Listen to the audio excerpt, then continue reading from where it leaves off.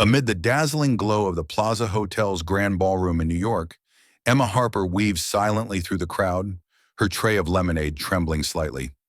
In her cafe uniform, crisp white shirt, deep green apron, she's nearly invisible among guests in glittering, sequined gowns and impeccably tailored tuxedos.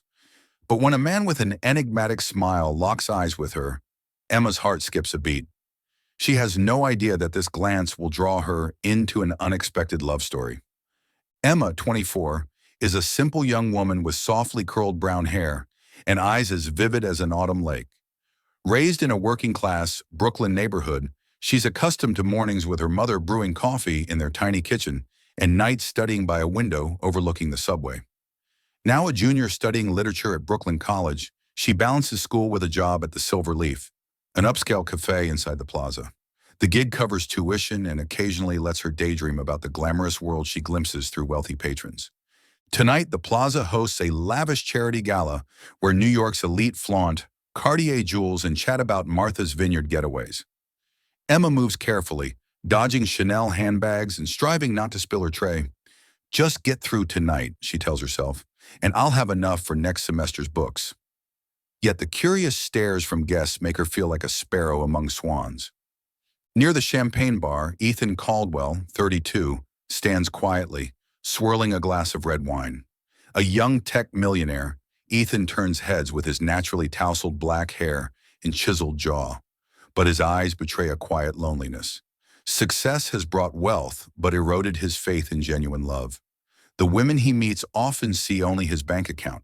Here tonight, at a partner's insistence, he longs to escape, play a Tom Petty vinyl, and tune out the world. As Emma passes by, her tray teeters precariously. Ethan swiftly steadies it, and their eyes meet. In that fleeting moment, time seems to pause. "Careful, you nearly soaked all of Manhattan," he says, his low voice laced with playful teasing. Blushing, Emma stammers an apology, unaware that her clumsiness has piqued Ethan's curiosity. In his heart, a small spark flickers, a feeling he thought he'd long forgotten. Emma's cheeks still burned as she returned to the Silver Leaf's counter, trying to shake off the teasing gaze of the stranger. The Plaza Hotel buzzed with laughter and glittering lights, but her mind replayed that clumsy moment. She shook her head, muttering, "Just a rich guy having fun. Don't daydream, Emma." But fate, as if smirking, had other plans. Setting down her lemonade tray, Emma spotted a sleek iPhone on the counter, nestled among napkins. Frowning, she thought it belonged to a coworker, then recalled the man in the gray suit had left it when he steadied her tray. She picked it up, intending to hand it to the manager, but the screen lit up with a text. "Ethan, don't miss the Monet auction." Ethan. His name was Ethan. Her heart quickened, though she couldn't pinpoint why. Not wanting to hold on to someone else's property, Emma grabbed a napkin and scribbled, "Thanks for saving my tray. Your phone's at the front desk." The clumsy one. Smiling to herself, she tucked the note into the phone's case and asked a coworker to deliver it to the desk. She had no idea that scrap of paper would become a thread tying her to Ethan Caldwell. Ethan, meanwhile, mingled in the crowd, realizing his phone was gone. Sighing, he figured he'd lost it while distracted by the girl with the green eyes. When the front desk returned it with the note, he chuckled. The soft handwriting in the clumsy one conjured the image of the flustered server in the green apron. He slipped the note into his pocket, a strange curiosity stirring, a feeling foreign amid these lavish galas. Acting on impulse, Ethan headed back to the Silver Leaf. Emma was wiping the counter, humming softly to Sweet Caroline, playing over the cafe's speakers. Seeing him, she startled, nearly dropping her rag. "Hey," Ethan said, his half-smile effortlessly charming. "Thanks for not selling my phone on eBay." Emma laughed, caught off guard by his wit. "I considered it, but the shipping costs weren't worth it," she shot back, a playful edge in her voice. Their conversation flowed more easily than she expected. Ethan asked about her job, and Emma, unguarded, shared her hectic life balancing the cafe and college. When she mentioned reading The Great Gatsby for her literature class, Ethan's eyes lit up. "You like Gatsby? Hopeless romantic or delusional dreamer?" he asked. Tilting her head, Emma replied, "Both. But I think he loved Daisy more than himself." Ethan fell silent, captivated by her earnestness. When Ethan left, he slipped a $20 tip under the receipt, scrawling "to the clumsy one" on it. Emma felt an unfamiliar warmth. She didn't know who he was, but that moment planted a question in her heart. Was something real beginning, or was this just a fleeting game for a wealthy stranger? The next day, Emma couldn't shake Ethan's smile or the "to the clumsy one" note on the receipt. She told herself it was a fleeting moment. Men like him, with pricey suits and fancy phones, didn't belong in her world. But while wiping down the counter at the Silver Leaf, Ethan appeared, this time in a casual navy sweater, blending into the cafe's laid-back vibe. "Forget your phone again?" Emma teased, though her heart raced. Ethan grinned, sliding The Great Gatsby across the counter. "Nope, but I need coffee and an opinion.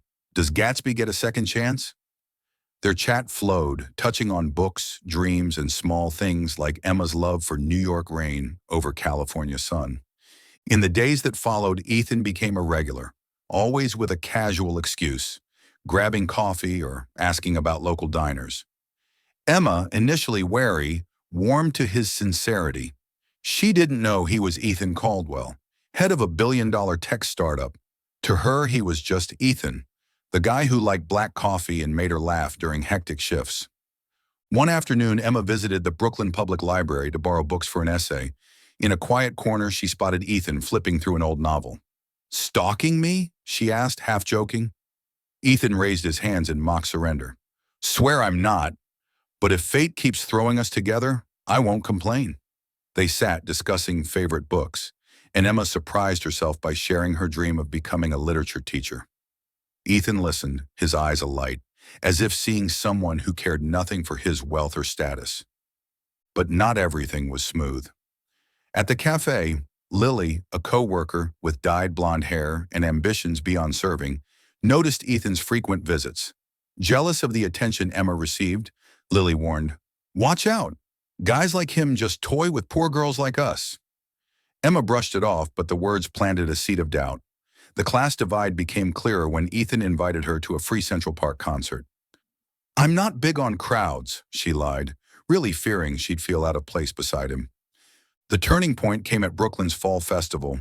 Emma, with her best friend Mia, spotted Ethan helping a kid's apple pie booth, dressed in a flannel shirt with sleeves rolled up, a far cry from his polished plaza look. "You owe me a slice of pie," he called, his smile radiant. They wandered through lantern-lit stalls and games, swapping stories of childhood Thanksgivings.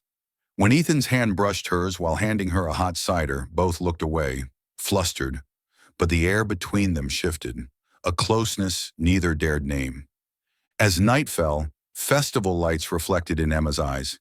She wondered, was she dreaming like Gatsby, or was this a real beginning? Yet Lily's warning and the invisible gap between her and Ethan made her hesitate to trust her heart fully. Emma stepped into the Silver Leaf, her heart still buoyant from the fall festival.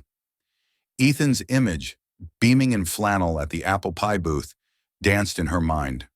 She wondered if she was tumbling into a When Harry Met Sally romance, where two unlikely souls connect.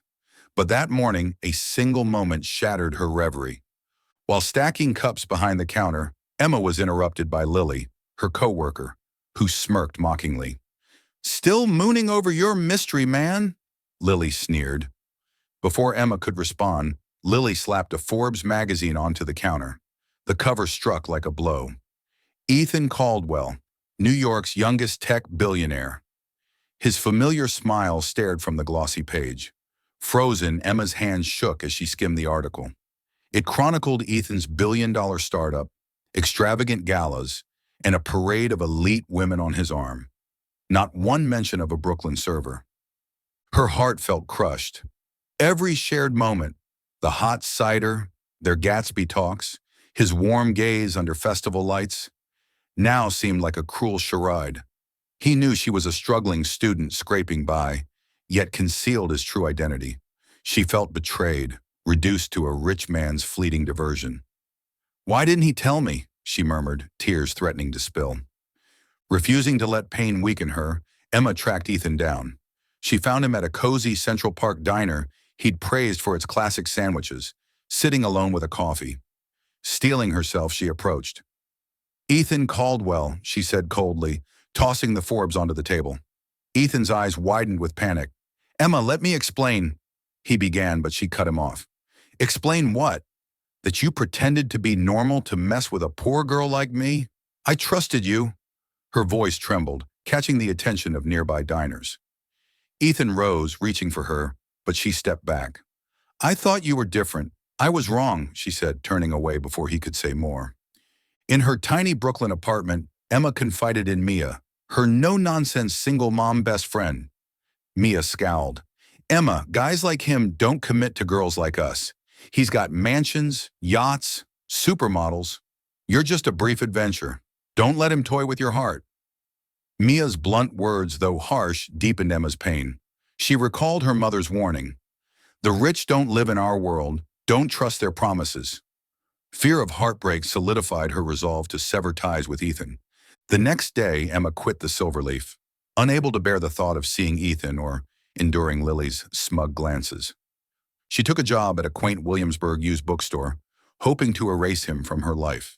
Yet every Gatsby on the shelves or faint echo of Sweet Caroline pierced her heart. She questioned if she'd been too quick to shut him out. But the sting of his deception and the vast chasm between their worlds held her back from reconsidering. Meanwhile, Ethan sat in his sleek penthouse, Emma's clumsy one-note untouched on his desk. Her misunderstanding didn't anger him. It left him empty. For the first time, someone saw beyond his billionaire persona, valuing the man beneath. Losing her felt like losing a rare chance at something real. He knew he had to act, but doubted Emma would grant him a chance to set things right. Ethan sat in his Manhattan penthouse, the city skyline sprawling before him, Emma's clumsy one-note resting quietly on his desk. A week had passed since their painful confrontation at the diner, and he couldn't erase the image of Emma, her wounded eyes, her trembling voice, from his mind. He knew he'd messed up by hiding his identity, but his feelings for her were real, the first genuine spark in years. Determined to make things right, Ethan embarked on a quest to win Emma back, though the path was far from easy. Emma, having quit the Silver Leaf, had retreated to her mother's small Staten Island home to escape memories of Ethan. She worked at a used bookstore, where the scent of old pages and Simon and Garfunkel's soft melodies dulled her pain.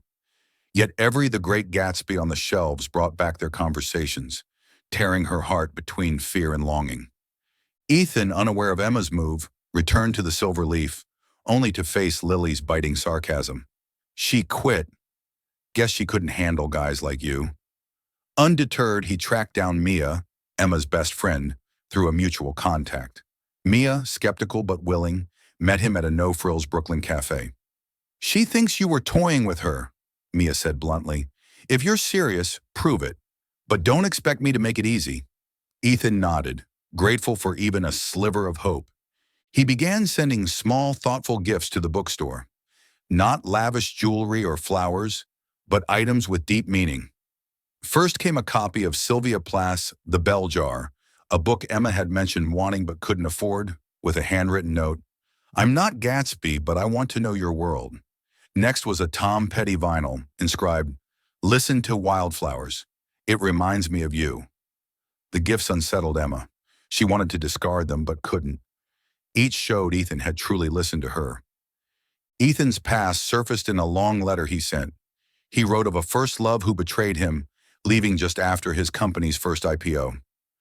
"I hid who I was because I wanted to be loved for me, not my money," he confessed. "With you, I was just Ethan, not the Forbes billionaire." The letter moved Emma, but her fear of heartbreak kept her guarded. One evening, Ethan found Emma's address through a former co-worker. He stood at her door holding a cup of hot cider, their shared festival memory, and knocked. Emma opened it, stunned. "I'm not here to push you," Ethan said, his voice low, "but I need you to know I won't give up. You're worth fighting for." Emma met his gaze, her heart wavering, but she only nodded faintly and closed the door. Yet as she held the warm cider, its heat seemed to spread, stirring a question. Could she find the courage to trust him again? Emma stood in her small Staten Island room, a scholarship letter from a Boston university resting on the table. It offered a full ride to pursue her master's in literature, a dream come true, but it meant leaving New York, her mother, the bookstore, and, though she hated to admit it, Ethan. His gifts, heartfelt letter, and the hot cider he brought had softened her heart, yet fear of heartbreak held her back. Could she trust someone from a glitzy world she'd never fit into? Ethan, unwilling to give up, learned Emma frequented a Brooklyn diner on weekends, savoring grilled cheese sandwiches. He chose this humble spot, not the plaza or some upscale restaurant, for what he knew he had to do. On a crisp autumn afternoon, with golden leaves falling, Ethan arrived at the bustling diner, clutching a worn copy of The Great Gatsby, the book that sparked their connection. The air carried coffee's aroma and James Taylor's soft tunes. Emma, tucked in a corner, froze when she saw him. Ignoring curious glances from other patrons, Ethan approached, his voice low but steady. "Emma Harper, I was wrong to hide who I was, but I don't regret meeting you, seeing the real you, the woman who makes me laugh, who pushes me to be better." He opened the book, revealing her clumsy OneNote. "I kept this because it reminds me, you're one of a kind. I love you, not for who you are on paper, but because you're Emma." The diner hushed, a few clapped, but Emma's heart pounded loudly. She stood, her voice trembling. "Ethan, I'm scared. Scared that loving you means losing myself. Your world, magazines, galas, isn't mine. I'm just a Brooklyn girl, and I don't know if I'm strong enough for your life." Her confession brought tears but also relief. Ethan gently took her hand. "I don't want you to change. I just want to be with you, in Brooklyn or anywhere." Emma gazed into his eyes, seeing the sincerity she cherished from their early days. The scholarship letter flashed in her mind, but her heart spoke louder. "I can't promise it'll be easy," she said, smiling through tears, "but I want to try, Ethan, for you and for me." Ethan pulled her into his arms, and amid the diner's applause, they knew a new chapter had begun. Their embrace, simple yet profound, marked a commitment to face the unknown together, bridging their worlds with love and trust. Under the vibrant golden sunset in Brooklyn's Prospect Park, Emma Harper and Ethan Caldwell stood together, their hands dusted with soil from planting a small oak tree. "It's us," Ethan said, his smile bright. "Resilient, timeless, and strong." Emma chuckled, brushing sweat from her forehead. "Let's hope it's steadier than me." They clasped hands, walking along a leaf-strewn path, the autumn sun casting a warm glow over them. This quiet, meaningful moment signaled a new chapter for the couple. Emma had decided to accept the Boston Scholarship for her master's in literature, but she assured Ethan they'd bridge the distance. "I'm still Emma," she said firmly, eyes unwavering. "I don't need to be your princess, just your partner."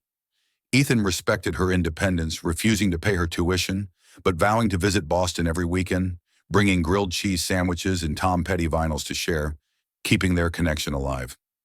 Leaving the park, Emma glanced back at the sapling, her heart swelling with optimism. She'd once feared Ethan's elite world would eclipse her own, but she now trusted that true love didn't require her to change. It meant growing side by side. Ethan tightened his grip on her hand, murmuring, "You'll always be my favorite clumsy one." Emma's smile widened, her heart buoyant, as if Sweet Caroline echoed faintly in the air, hinting at a future where they'd craft their unique story together, rooted in authenticity and mutual support. 4 months later, Emma strode onto the stage at her Boston graduation, her smile radiant under the spring sunlight. In the crowd, Ethan clapped, his eyes brimming with pride. Beside him stood Emma's mother, Helen, once skeptical, but now embracing Ethan like a son. At the post-graduation party in the backyard of Helen's Staten Island home, Ethan blended seamlessly into the family vibe. He flipped burgers on the grill, joked with Emma's young cousins, and sang along to Brown-Eyed Girl with everyone. Emma watched him, her heart warmed by his love for her simple world. Still fiercely independent, Emma had refused Ethan's financial help, but welcomed his weekend flights to Boston, where they'd read The Great Gatsby and spin Tom Petty records. The oak tree they planted in Prospect Park had grown taller, mirroring their deepening bond. As the party wound down, Emma pulled Ethan into the yard, whispering, "Love isn't about finding someone perfect. It's about becoming our best selves together. Ethan kissed her forehead and they smiled, certain that whatever the future held, they'd face it hand in hand. If you believe in fateful encounters, don't forget to like and subscribe.